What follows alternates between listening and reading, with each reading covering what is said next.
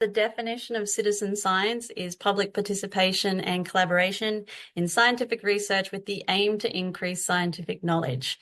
That's the formal definition.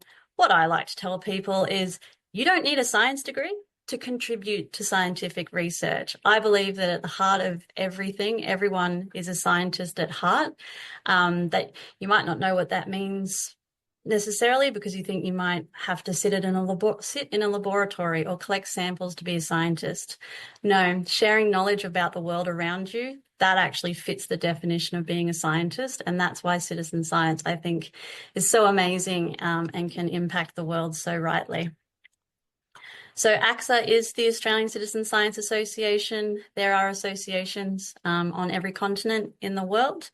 And essentially ACSA's role is to advance citizen science through sharing of knowledge, collaboration, capacity building, and all that overall advocacy for citizen science. So they're the peak body for citizen science in Australia, all things citizen science. If I happen to get you guys all hooked on how amazing citizen science is by the end of today, I implore you to go to their website and you can find super amazing things. And if you sign up to their socials, they post super awesome random things as well. So who am I? Like I said, I don't think anyone said it better than Trish. That's amazing. So I'm on the board of ACSA, but I'm also part of the Citizen Science Global Partnership, which is the photo on the left there. So last year I was invited to present at 5 different United Nations events across the world, advocating for the use of citizen science at the global level. So at a United Nations level, talking to member states, countries about how they can empower communities to be a part of the change that we want to see in the world. But I'm one of those scientists at heart. I don't actually wear shoes very often. I'm out in the dirt quite a lot. So I'm not just advocating at a global level, but I advocate for citizen science at a grassroots level as well. So the photo on the right there is the best part of my day is when I get to work with students at schools and the youth and take them outside and get them to understand that they are scientists and how they can actually contribute to the world around them. As an overall, what is citizen science? I've got a couple of examples. So the Great Barrier Reef, one of the 7 wonders of the world, I'm going to say backyard because I'm in Queensland, but I respect that it takes me like 24 hours to drive there. Not the point. I'm going to say it's in our own backyard. But the Citizens of the Great Barrier Reef is actually one of the most successful citizen science programs in the entire world. If you haven't heard of the program before, you might have heard about the whole coral bleaching situation up by the Great Barrier Reef.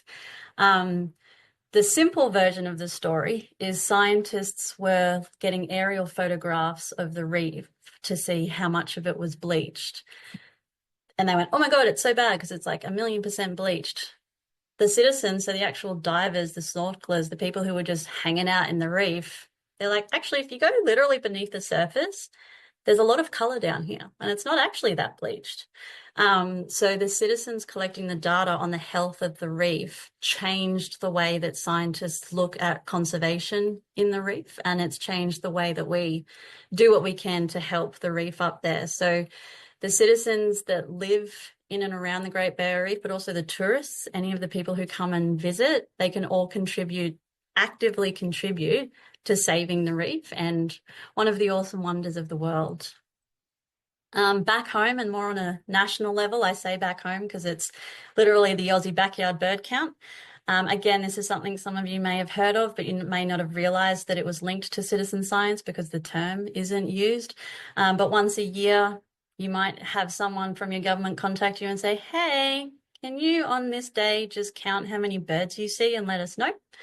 A lot of people don't necessarily understand why they're doing it, but they enjoy going outside and counting birds, becoming an ornithologist for a day, so someone who studies birds. But what we as scientists do, is we take that data and it's geolocated. So for example, where I live, I'm not supposed to have any, I think it's called a pink-necked fruit dove or something. Apparently they're not found in southeast Queensland. And I took a photo in my backyard and went, there's one right there. So what this sort of data collection does, it says to scientists, this is what you think is happening, but this is what's really happening because I live here and I can show you exactly what's happening. And here's my photographic proof just in case. And me standing with the bird in the background with me in the selfie. So it's like, it's not a photo off the internet. Actually, there's a bird here.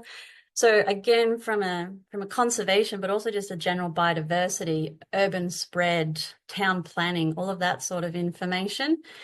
There aren't enough scientists to go and collect the data, and we can't know a place better than the people who live there. So having that awesome collaboration between scientists and the communities, we can just unlock knowledge in general that we couldn't otherwise. I am a biologist by heart. Actually, my PhD is in theriogenology. That's how you pronounce it, Trish. It's a branch of veterinary medicine that specializes in genetics and breeding, but it's not a term commonly used in Australia. It's an overseas term. But genetics and breeding is my jam. So biology at a cellular level is what I love, which is why a lot of what I talk about in citizen science is related to that. But I respect that not everyone cares. Not everyone's as interested in biology as I am.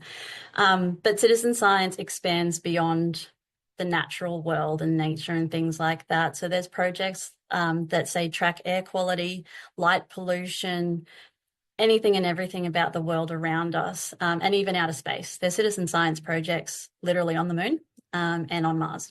So in case you wanted to escape Earth for a minute, you can go be a part of citizen science projects out in the solar system. But this Air Radar one, this is global. So this Air Radar is run by CSIRO, but there's a global platform network called IQ Air, and it tracks the air quality all around the world. So from a public health perspective, where do we need resources? Because people are going to have worse asthma, worse health issues, but then also from a pollution perspective, where do we need to put our resources to make the air cleaner and make the world a better place and things like that.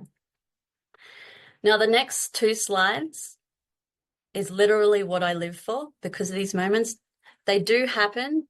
I'm not going to say they don't happen often, because they happen worldwide, maybe once every 6 months. But how cool is this?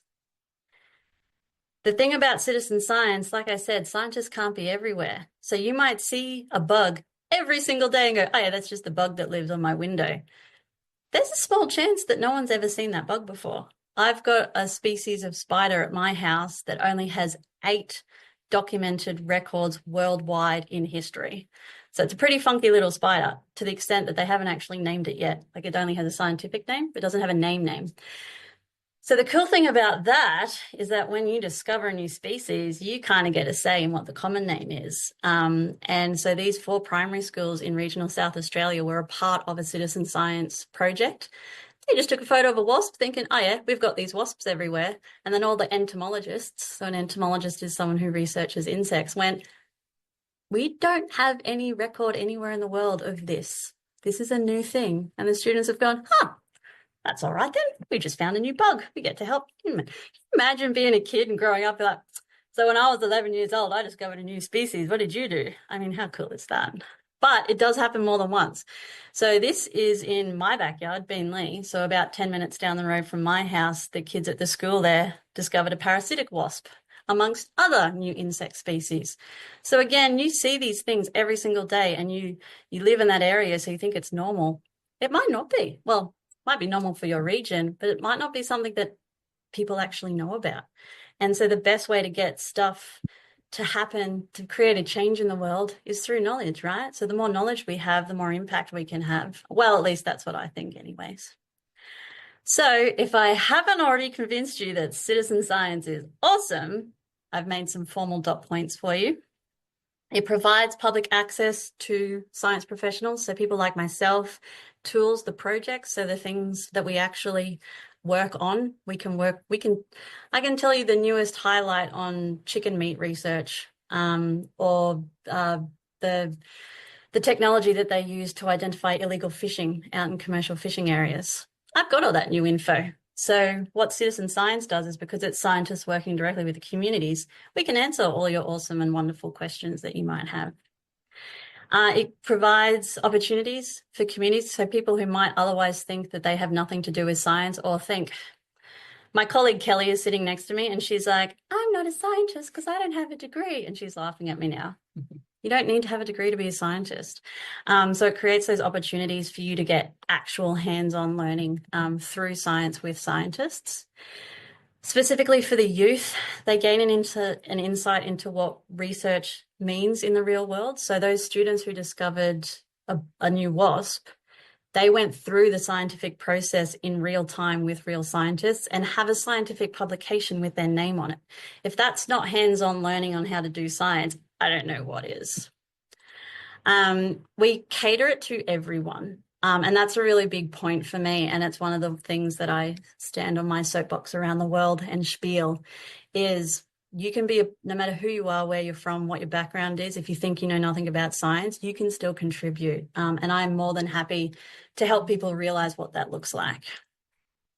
And as I've said a few times, it enhances that collaboration between science and the communities that we serve.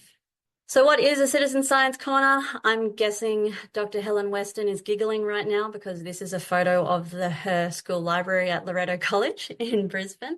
So the Citizen Science Corner, the concept was birthed at Loreto College in Brisbane. So what is it? It is literally a section of your library that is dedicated to citizen science, putting new projects in there, every term. So I respect that these aren't school libraries that we're talking about right now, but in the context of school, every term we would have a different project that the students could work on. We can apply the exact same theory to the public libraries. You can have, you might have people that come in and use your library often that love outer space. So you want to feature an outer space citizen science project, or you might have bushfires. You might live in a region that's really prone to bushfires. There's bushfire projects that you can collect citizen science data and contribute to. So you can really personalize it to the area that you are. But the also great thing, like I said, accessibility is everything and inclusion. I worked with a library that they're like, we can't make space for it. Like I showed them this photo and they said, we can't do what Helen did. We don't have this much space. So their Citizen Science Corner was a wall. And I'm like, you know what? That's okay. Just give me this much space on a wall. And we gave them the information and the tools and everything that they needed to make that wall essentially turn into like a community board, but specific for citizen science. And it was just as effective as what Helen set up at her library as well. What's actually involved in building a Citizen Science Corner? And if you're like Kelly, my colleague sitting next to me, and have to have very detailed, this is exactly what we did, and I have hopefully enough information on that for you. If you're like me and you're like, we'll wing it, she'll be right, mate, we'll work it out. Yeah, then hopefully I'm giving you guys enough information to make an informed decision about whether or not you want to be a part of this as well. So step one, what do you want? What do you want to achieve with your citizen science? So not even just the corner, but citizen science in general. Like I said, is there a local project or a local challenge that's really important to you and your community? How can we get your community to actively contribute to a solution to that challenge? Using your library as the method to do that. Using Helen as an example, she wanted to provide value add to students through the library. It was science that added value to what they learned in the classroom, but wasn't replicating it. It was new and it was different, but they learned the skills through what they did in the corner and what they did in the classroom. Choose a place. Like I said, you can have an entire room. I'm really hoping that Willow from Bermagui Library was able to make it today because she showed me a whole room that she's like, oh, you could have this entire room. We could turn that into a whole corner. Or you could be like the other library I worked with in Brisbane where it was literally just a wall, all shapes and sizes, absolutely fine. But find a place that you're happy to dedicate for at least 12 months to citizen science. Choose the type of projects that you want to display as part of the Maker project. We've chosen 3 that are applicable to anyone and everywhere. But like I said, if there's something specific to you and your region, we can help you find more detailed or more relevant projects to your area. Fill your corner with super awesome fun things, which is always super awesome and fun. Don't worry, we will help you with this.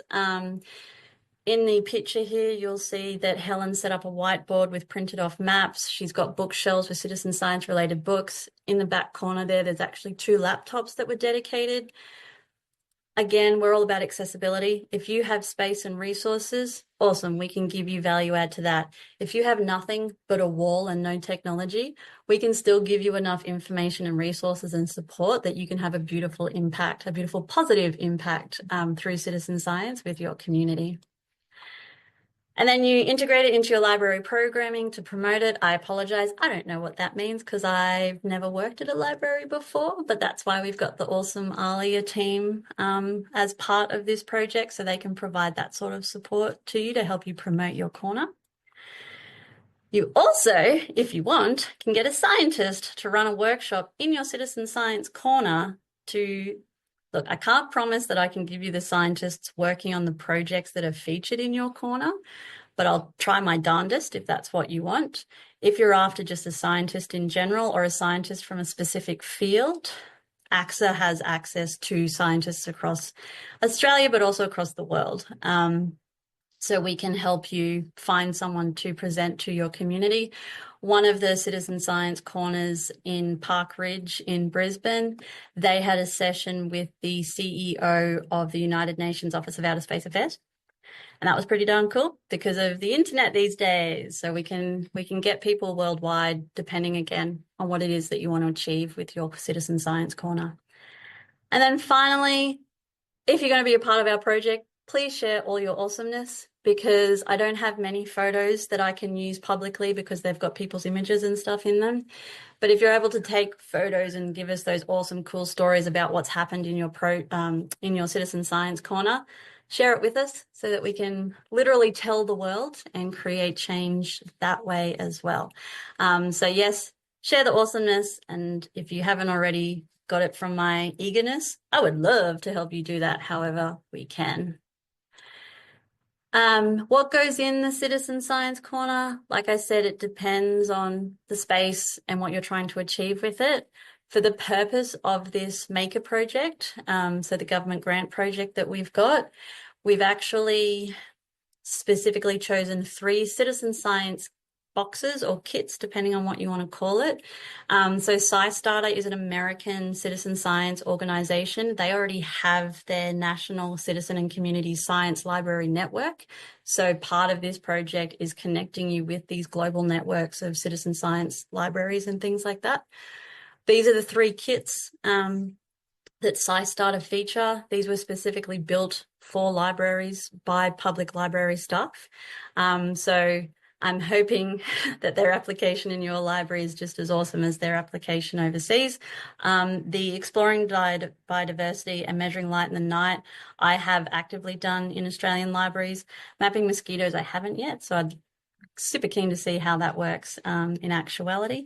But again, this is just guidance, right? For those of you who want a little bit more support and guidance on what to do, we're setting you up with information and kits and things and resources to get you started.